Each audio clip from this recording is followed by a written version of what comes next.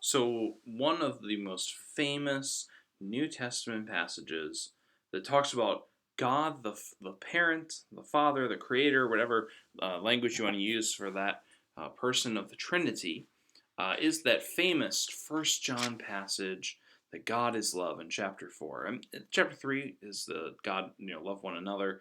Chapter 4 is God is love, right? We love because the Father first loved us.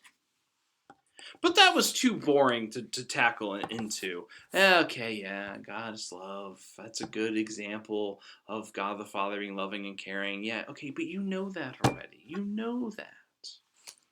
Anyone with a social media account who follows people who post Christian things have seen that verse probably 10,000 times.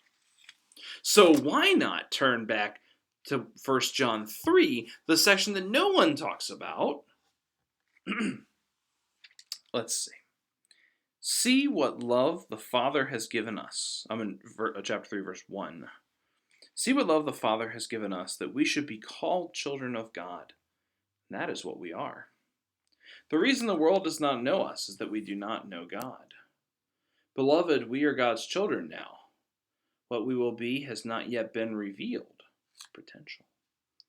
What we know is this. When he is revealed, we will be like him. For we will see him as he is. And all who have this hope in him purify themselves, just as he is pure. This text talks about this relationship between us and God, us and Jesus.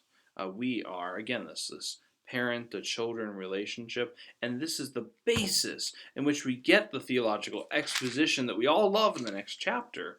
That we should, or at the end of this chapter, we should love one another just as God has loved us. Paraphrasing the Gospel of John passage, but the Last Supper, right? Vine and branches. My last mandate, Maundy Thursday mandate, is that you love one another as I have loved you. And then we get into how God is love, right? But what sets up that love is the relationship that God has poured so much into. That through Christ, through the death and resurrection of Jesus Christ, through all that came before, as we heard in the Old Testament, right? Remember Egypt and the Promised Land, getting us through the wilderness, right? God saving the people, bringing them back from destruction, helping them learn from their ways. Rinse, wash, repeat a couple times. The Savior, the founding of the church, right? And all the goodness that has come from that. Right? Maybe in our lives too, we've had the ups and downs. God continues to invest. God continues to pour energy and love and presence into our relationship. That's what makes the love of God possible in our lives. That's what makes all the understanding of us being able to love others and love God. What does that go back to, by the way? This exposition, it ties into the Ten Commandments you talked about earlier this week, right? Love God and love neighbor. God did the work to make all that possible. It's like all these verses fit together. It's like the Bible is one giant story about the relationship between God and God's people.